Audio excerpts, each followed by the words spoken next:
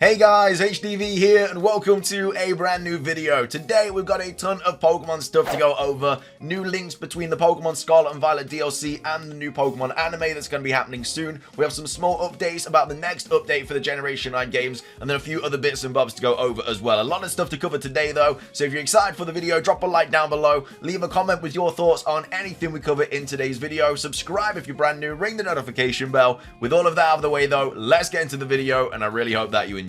So, starting things off, let's go over the links between the Pokemon anime and the Scarlet and Violet DLC. Now, of course, the new protagonists for the Pokemon Scarlet and Violet anime were revealed quite a bit of time ago, but recently, with the reveal of Terrapagos, there's actually a massive link between one of the main characters of the new anime series and the third legendary Pokemon. So, this was posted by Pearl Enthusiast, saying, seems like the pendant from the new Pokemon anime has a connection to Terrapagos from the Pokemon Scarlet and Violet DLC. So, yeah, when we originally saw the new character, we saw that she had this weird pendant or necklace thing, whatever you want to call it, this jewel around her neck. And we thought that it kind of resembles terrestrialization a little bit. You know, you can kind of see a small similarity. So we thought that that was going to have something to do with the terrestrialization phenomenon and stuff like that. And then of course with the reveal of Terrapagos, you can clearly see that the kind of top of Terrapagos' shell is the exact same design as the pendant that this girl has. So she clearly has some sort of resemblance with the third legendary Pokemon, whether this pendant was kind of passed through like generations or something, maybe like a grandmother gave it to her or something like that.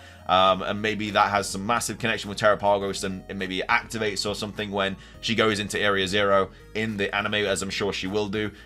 Or it could literally just be, I don't know, could just simply be something else completely entirely. I'm not really too sure, but it looks like she's going to have some sort of connection with the third legendary. Of course, the other main character in the Pokemon Scarlet and Violet anime also has that kind of weird Pokeball, which again, we also don't really know too much about. I'm kind of getting GS Ball vibes from it, but that could also be something to do with like a new mythical Pokemon or maybe even like Ogerpon or something like that. So maybe the two main characters actually have like massive links to like the legendary Pokemon or maybe a new mythical Pokemon or something like that. But either way, there is clearly a massive resemblance between this character and this third legendary Pokemon. Maybe it's something that alternates Terrapagos' form or something, because we don't really know the direction they're going to be taking the characters in this anime. We don't know if they're only going to catch like 8 or 9 new Pokemon in a season like Ash does, or if they're just going to go out and catch a ton of Pokemon like Go did, maybe catch legendaries and stuff like that, or as in it could just like change its form or something. We really don't know, but it's clearly some sort of resemblance between the DLC and the Pokemon anime.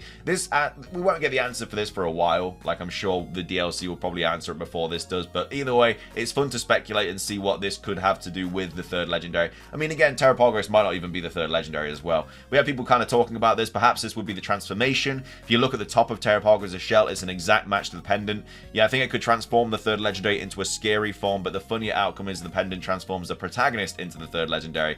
I don't think that would happen, but yeah, I think it is something to do that with the maybe like a potential form change, because Terrapagos just doesn't look evil enough to be a third legendary. I don't know, it just doesn't really give me that vibe. But either way, that's one thing that I wanted to go over. The next thing I wanted to go over is the whole kind of save file bug with the update and everything. Joe Merritt's kind of been talking about it a few days ago. So obviously we got the information that a new patch was coming for Scarlet and Violet.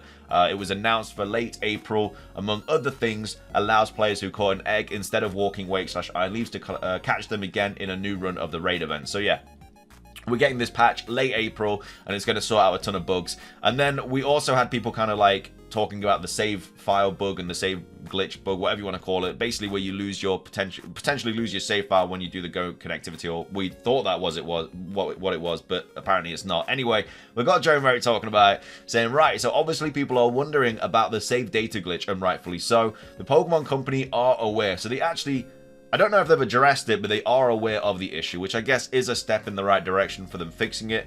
That I can guarantee, as last week I messaged them about myself about it. It's very, very rare. We do not know the cause. It is not Pokemon Go, or it is not buying the DLC. So again, a lot of people originally thought it was something to do with Pokemon Go connectivity, which would be deleting your save data. That is not the case. That has been discovered that that's not the case. That you are free to do the Pokemon Go connectivity to your heart's content. That is not the reason behind your save file deleting. It could still delete, but it has nothing to do with Go connectivity, and it has nothing to do with buying the DLC as well.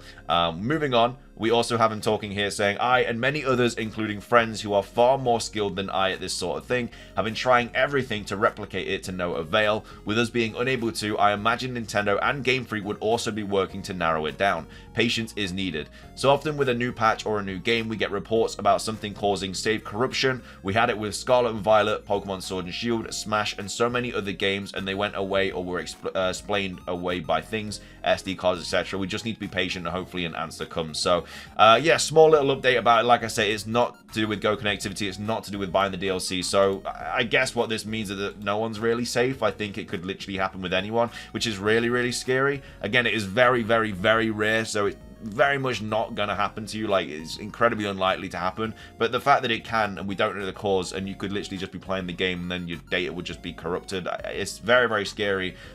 So yeah, that's kind of the update that I wanted to give you guys.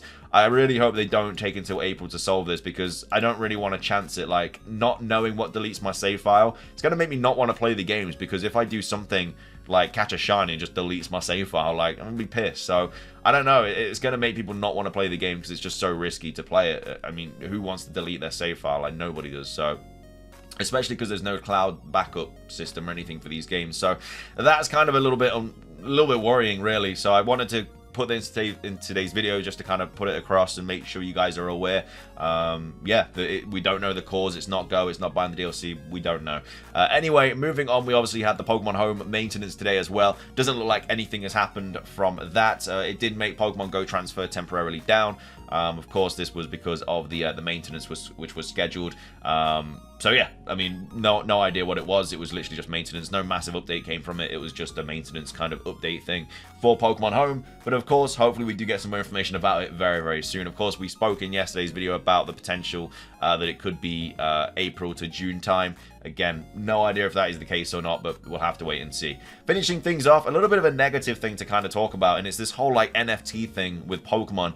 So yeah, the Pokemon Company is looking to hire someone with NFT knowledge, which is not the direction that I want the Pokemon Company to go in at all. But the Pokemon Company International opened up a new job listing for a corporate development principal a few days ago. It looks like the position requires the candidate to have a grasp of Web3, including blockchain. So this is basically the listing. It was posted by Leaks, saying Pokemon Company posted a job opening that encompasses blockchain, NFTs, and Web3 technologies. So it's saying like, oh no, please no. So yeah, it says under the third bullet point, the job listing states that you'll bring deep knowledge and understanding of Web3, including blockchain technologies and NFT and/or metaverse. And just underneath, it states the person should also be deeply connected to others in the Web3 and metaverse spaces. And then goes on to say, perhaps not the news many Pokemon fans were looking for. Last year, the Pokemon Company took an Australian company to court over an NFT game that was promoting an upcoming NFT game called Poke World. This doesn't mean the Pokemon Company, which is a subsidiary of the larger Pokemon Company, is planning to move into the blockchain industry just yet, but the listing does suggest it's potentially interested in dipping its toes in. Game Freak handles the development of the Pokemon video games, with Nintendo acting as the publisher alongside the Pokemon Company. Pokemon, of course, just isn't video games. There's a huge array of merchandise, etc, etc, etc. So NFTs coming to Pokemon, I think, would be a massive mistake. However, though, there is kind of a little bit of, I guess, positivity about it. We've got Kelios here saying hiring someone who knows about NFT doesn't mean they'll get into it. It's just good to have an expert in the field when something like this is gaining momentum.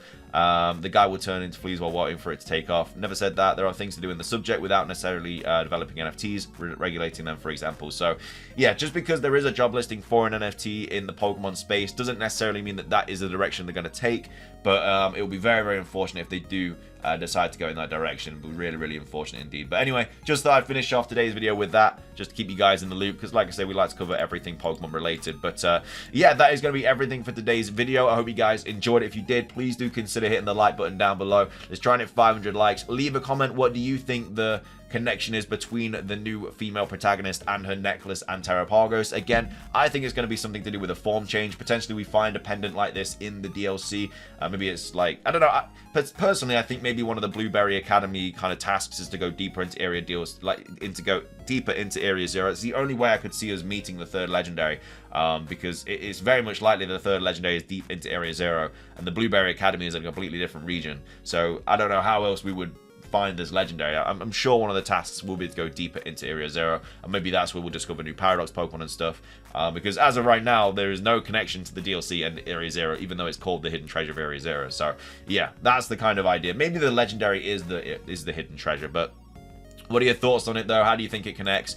And then also, what are your thoughts on the save file thing as well? I mean, it's scary times. I just kind of want to keep you guys updated in the loop and stuff. Whenever we hear anything about the save data thing, I'll of course cover it for you guys, because like I say, it's scary. It's not what you guys want to hear. It's not what I want to hear, but it is what it is. But yeah, anyway, that's everything from me. Drop a like, leave a comment, subscribe if you're brand new, ring the notification bell. It's everything from me. Have a fantastic rest of your day, and until next time, peace.